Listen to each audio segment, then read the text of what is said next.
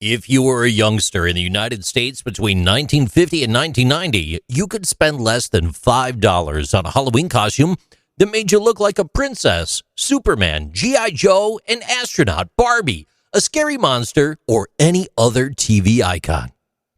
And you got what you paid for.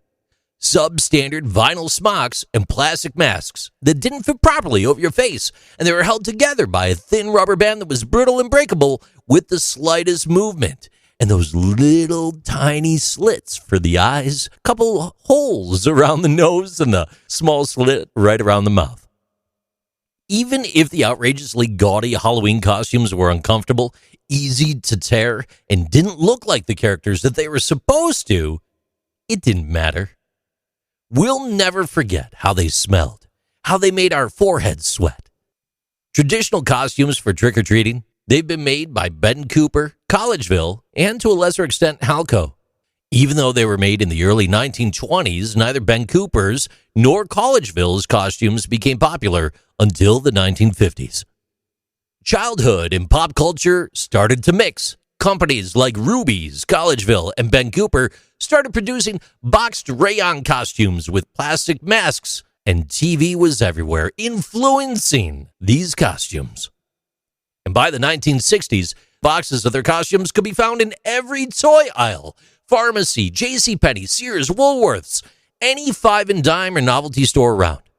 These Halloween costumes are still popular with a lot of people who collect them, and they're an important part of retro culture.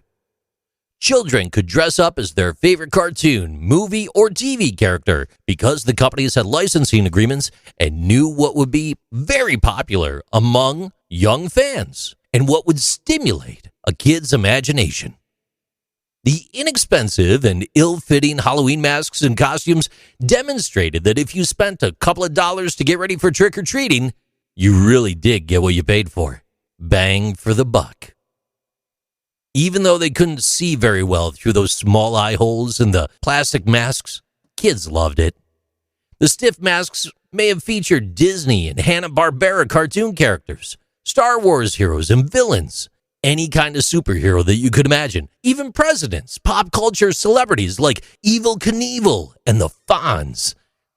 You also had regular standard Halloween characters like vampires, witches, ghosts, or even princesses.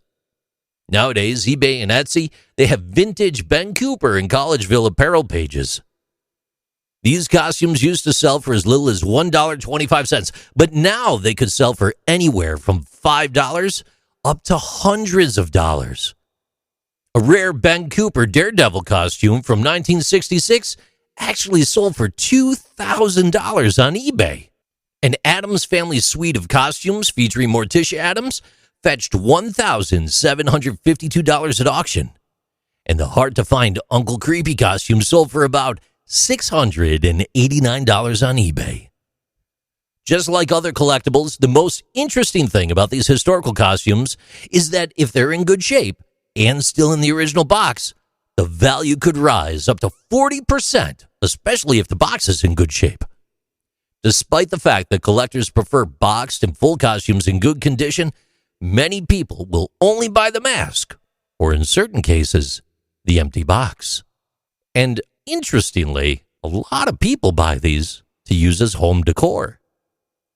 All this talk of Halloween gets me thinking of candy. You know, it makes me wonder, help me out here, what does a panda ghost eat? Bamboo! These are interesting things with JC.